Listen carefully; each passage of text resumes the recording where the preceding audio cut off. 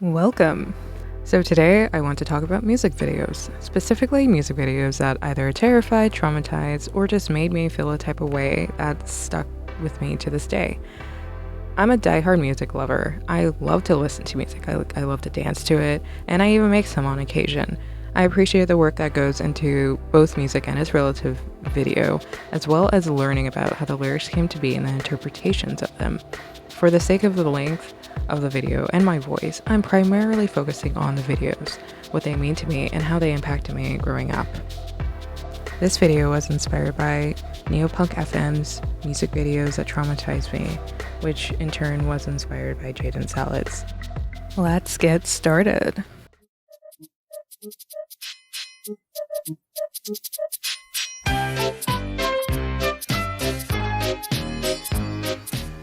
Now, how are you feeling? Are you feeling okay? You feel well? These videos aren't in any particular order. At least that's how it was when I initially wrote my list down. This also isn't a comprehensive list, as it's literally the result of what I can think of at the top of my head at the time. Please take caution, as I will be talking about triggering things throughout the video. Now here's a video I love, but I'm terrified by at the same time. Rubber Johnny was directed by Chris Cunningham, and is truly bizarre and super creative. I was also curious to learn if Rubber Johnny meant anything, and of course it does. I found out that according to this site, Rubber Johnny has a few different meanings. Its origin is unclear, but during the 20th century, Rubber Johnny was said as British slang that can mean condom or prophylactic device.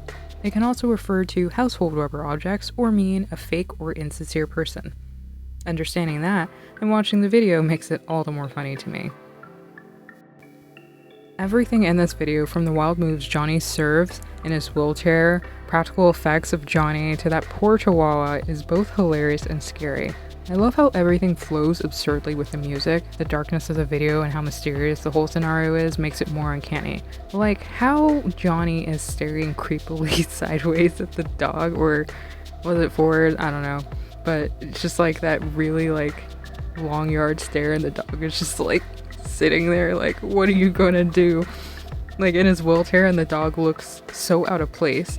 Who even is Johnny? Is he the brother of that bloke yelling at him? Is he in some kind of mental hospital or government facility doing experiments on human hybrids or aliens? Why? Why even the heck is the chihuahua there?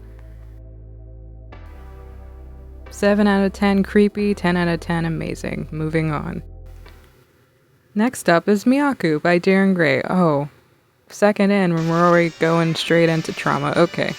So Miyaku has themes of childhood trauma and cannibalism, yay, in a highly stylized horror-esque way. I love visual kei, I love rock and metal and all that. When you read the lyrics of Miyaku and have watched the video, it becomes more disturbing because of what the characters are implied to be doing. I first thought of the themes of possession and dark obsession. Perhaps the girl in the video was experiencing this and has a warped sense of identity because of her childhood. The symbolism and metaphors is quite intense, which Darren Gray is known for.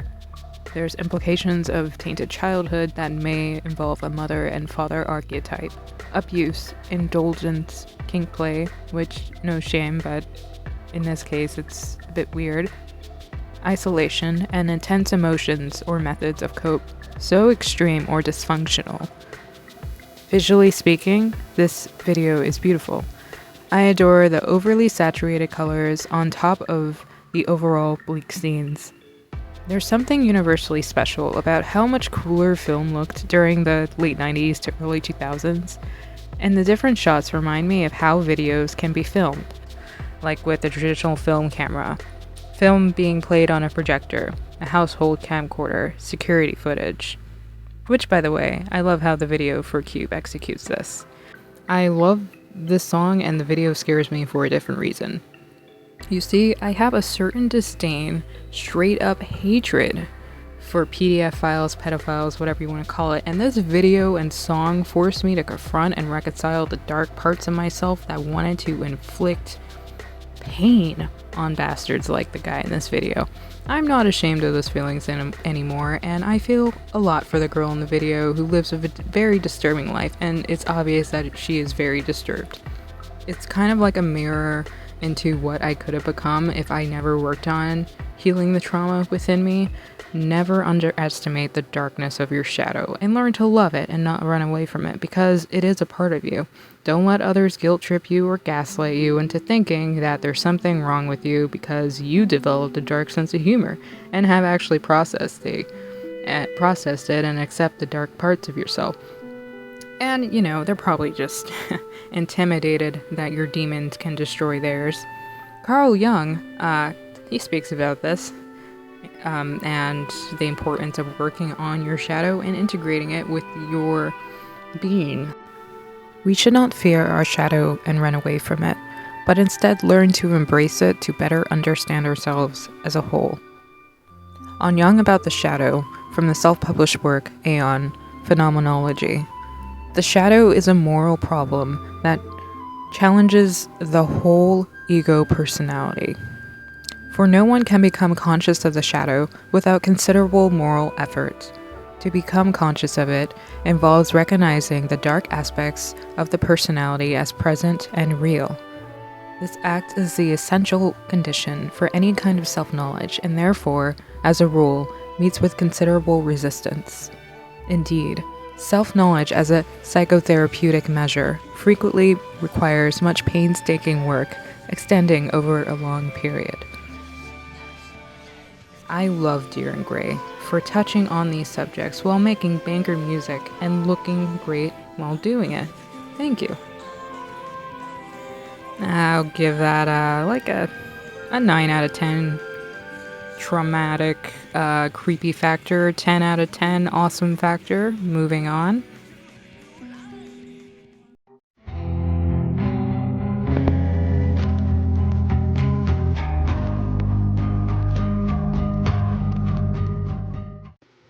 Next up, we have Vermilion Part 2 by Slipknot. Featured on Subliminal Verses Volume 3.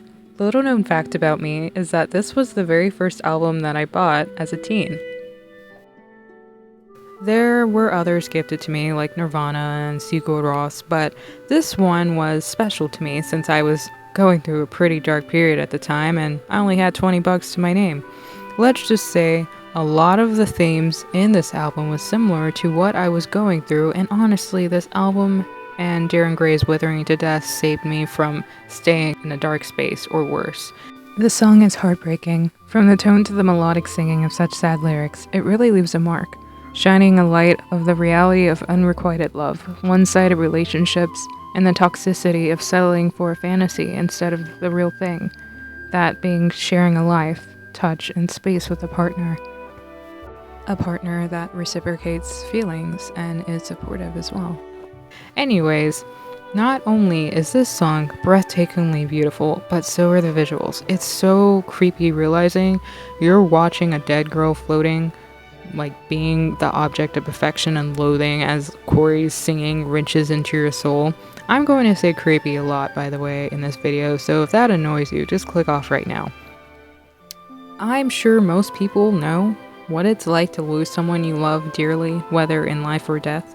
For me, this song resonates because I know the feeling of being forced to move on, unless you get dragged back into the dark pits of depression from someone you love that is still living but cannot be in their life for whatever reason. That's a certain death, and it's sad, but cathartic to know things carry on regardless if we're alive or not. Her floating, carried by the heavy winds, breaks my heart and gives me the heebie-jeebies. It's like she's the only being there, and the winds are actually strong enough to carry her.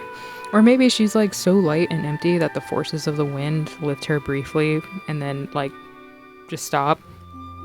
Either way, this video emits an otherworldliness and sadness that leaves no happy ending, just the reality of death and the melancholy of having to move on, despite the memory remaining and ending.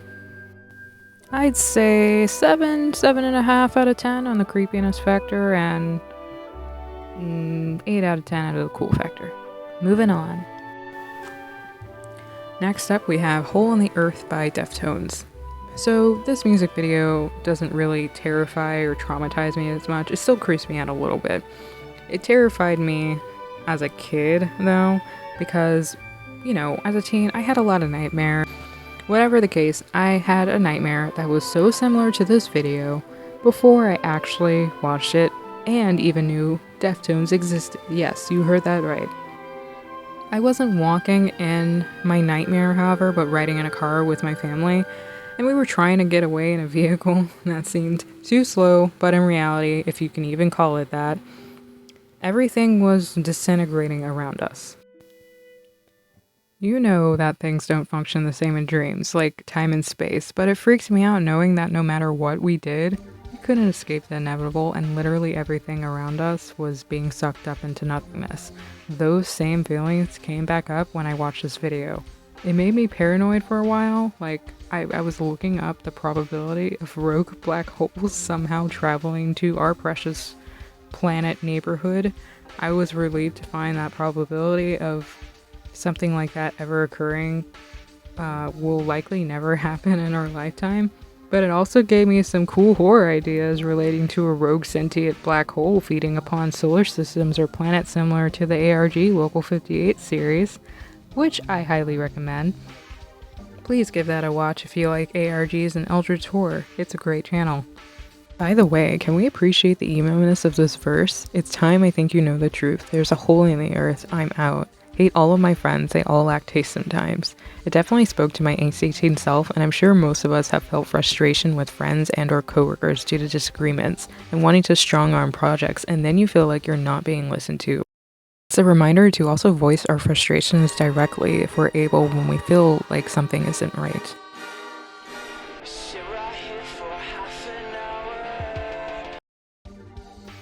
Next on the list is Writing on the Walls by Underoath.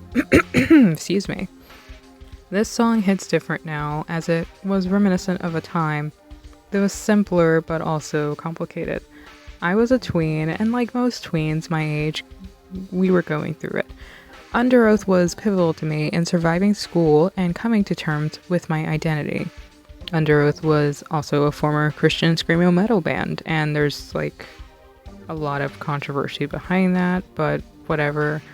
They have been around since the 90s, and I think they're a great band. I don't listen to them anymore, but at the time, I freaking loved them. I was claustrophobic and thought the idea of living in a cramped space with so much dysfunction is like one of the most horrifying things a child can grow up with. That's why I chose this music video. I honestly wouldn't even wish it on my worst enemy, and I felt for those kids in the video. Seeing them continue on despite those messed up adults weighing down the space, freaking negative Nancying everything, they look like they're half dead, honestly. It was a combo of that with the lyrics, it showed me that I would be okay too, and I don't have to take on the burdens of parents or adults in general. Now, mind you, I didn't get that entire lesson at the time, but it did grow on me. It did make me feel like I was seen as a kid, and that's why I appreciate this band so much. Also, the set is very inspiring. It was like a dystopian dollhouse with cramped rooms, and you can tell so much detail went into it. It was giving you a peek into these people's lives, and it tells you a lot about their inner world. The gymnast kid looks so dead set on his exercise, and he's hella scrawny but muscular. And because other than what I assume is his sister, that's probably what's going to get him out of that place. Same with the ballerina sister. I'm not sure if the teenagers are those kids grown up, but it kind of reminds me of the unsure times after a divorce between parents, or some kind of scandal or darkness permeating a house, or when a parent is like depressed or financially ruined and you feel kind of hopeless, like hearing the cries. You don't know what to do as a kid. It's all pretty sad and chaotic until like the quiet calm comes over them in the end. And it's just like, oh, it's so perfect. If you haven't watched or listened to it, I highly recommend it. It kind of gives me the vibe like Hereditary did, to a lesser extent, with the miniature house and like all the chaos that happened within it, you know, without the decapitated heads and all that. So yeah, visually stunning, a great song, and a great band to listen to. All in all, I give this about a 6.5 out of 10 on the trauma meter and about an 8.5 out of 10 on the coolness meter.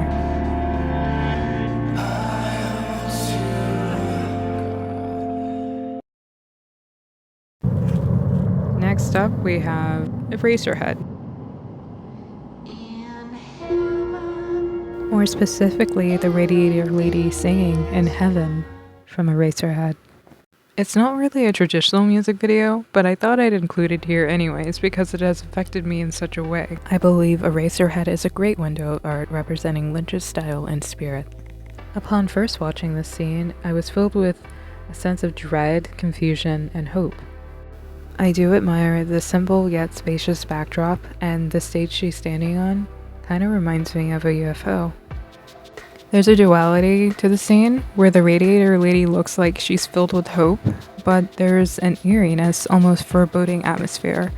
There's a strange comfort to it, like she's telling us and him that this suffering will end soon, whatever or however that means, that everything will be fine in heaven. Some people say she represents his angel, or like an angel death figure, and also a projection of his desires, or his feelings of longing to escape. Representing death's embrace, which leads me to the belief that perhaps Henry embraced death in his own way. I won't spoil it much here. Peter Ivers, the composer of the song, Jack Nance, who played Henry, the protagonist, and David Lynch, the creator and director of Eraserhead, have all passed, but the art they left behind and spirit of their passions will live on. May their souls rest in peace. This song is, according to Lynch, an ode to suicide and its victims. This movie is haunting and will stick with you the rest of your life. And I highly recommend it. 9 out of 10 creepiness.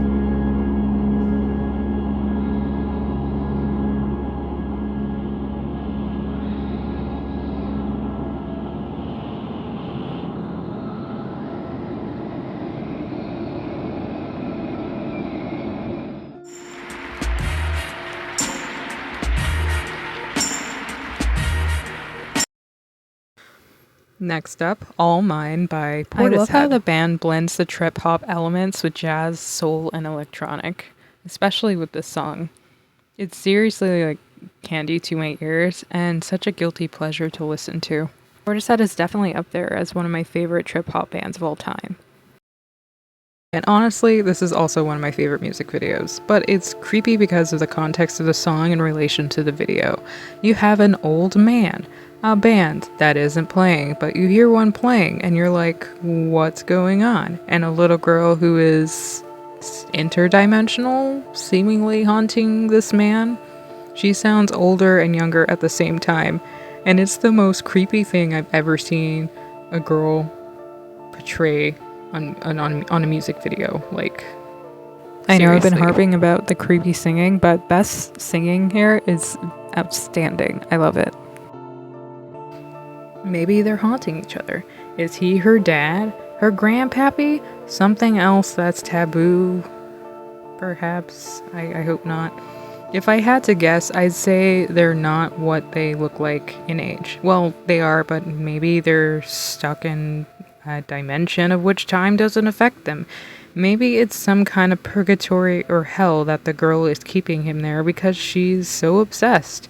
If Portishead and the people who directed and produced this video intended this to look like some messed up Twilight Zone episode, well, they definitely nailed it. It's disturbing, visually beautiful, and sonically addicted. 10 out of 10 creepiness, 10 out of 10. You're still on Earth or on the ship with me? Crossroad by Bone Thugs and Harmony, dedicated to their mentor and rap icon Eazy-E. May he rest in peace.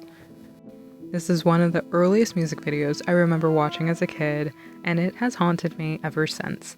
There's something so otherworldly about it, and when you factor in the nostalgia of the 90s and not entirely grasping the concept of death at a young age, it sticks with you. Also, like, when you're at a young age and, like, 90s kid, whatever, 80s kid, some things just seem like a fever dream when you look back on it, and things might actually be creepier or not as creepy like as they seem if you like somehow were able to go back in time and look at it and you're like, what were you so afraid about? But it for me it's like more than that. So it might actually not be as creepy to me now. But like, that feeling never left me. It stuck with me. Okay. So specifically, that scene where that Morpheus-looking guy touches a scared elderly man scared the crap out of me. Seeing his eyes go black was like a jump scare to me. I don't know about y'all, but I don't remember seeing a lot of black-eyed people in the 90s. So that was like a whole new thing, and like I probably had a lot of nightmares because of it. So here I am, like as a wee lass, watching a random music video or music videos in the early hours in the morning. You know, I'm not supposed to be up that late, but I'm gonna find a way to like break the rules. And Crossroad comes on.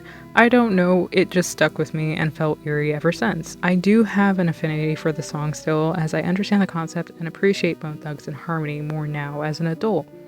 But I still can't bring myself to watch the entire video. It even looks apocalyptic, and back then seeing the visual tones and not fully like getting the meaning or context of the lyrics just really creeped me out. I've watched my fair share of music videos during my childhood, especially hip-hop. Shout out to LL Cool J and Crisscross, by the way. But another possible factor as to why this video scared me so much is that Bone Thugs and Harmony technically introduced death to me from the genre in a video. Maybe I'm wrong and haven't watched a whole lot of videos, but I also don't remember seeing death and its different expressions and symbolism being so heavily featured from a hip-hop group. I'm sure there were even then, but they either didn't reach me or haven't affected me as much as Crossroads has. Rewatching most of it, I definitely appreciate it more. I admire the color grading for the scenes, as well as the almost painterly special effects in the sky and the contrast between the cool and warm colors throughout. Bone Thugs and Harmony hold a special place in my heart for their wonderfully creative visuals and harmonically beautiful storytelling related to the celebration of life and the loss of death when your loved ones pass and how dearly they'll be missed. 8 out of 10, melancholy. 9 out of 10, great song, and the original is a 10. If you have time to listen to it, please do.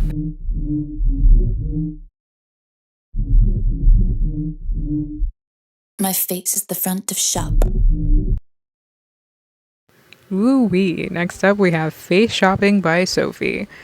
Okay, anybody that's watched this, and watched Under the Skin, you'll understand why this video is so terrifying. But you don't have to, as this video speaks for itself. The song is fire, right? But I can't watch the video because a deflating Sophie head staring like dead-eyed at me while getting chopped up freaks me the hell out. Now, with that said, Sophie, you're beautiful. Rest in peace, girl. The visual stimulation is just too much for me. The production and artistry that went into this music video is so freaking inspiring. For as much as I could stand to watch the video, I did enjoy all of the little details I saw and the fact that everything is just so freaking smooth, and it honestly makes me want to up my 3D modeling skill because wow, this is fantastic and scary as hell. The disorienting and uncanny visuals in conjunction with the music is one of a kind, and for that I respect it. I remember when I first watched it, I actually laughed out loud because I couldn't tell if it was some kind of fucked up meme, and it was my first exposure to the highly talented Sophie. Afterwards, I felt like I'd watched the results of a paralysis demon going into the void and messing with the face it stole from its victim for fun. Yeah. Isn't imagination fun? I love it. I love that for us. So with that said, 9 out of 10 trauma factor, 9 out of 10 coolness / epilepsy. Is there any music videos that traumatized, intrigued, or impressed you in the past or present? Share them. I love to hear about it. Later.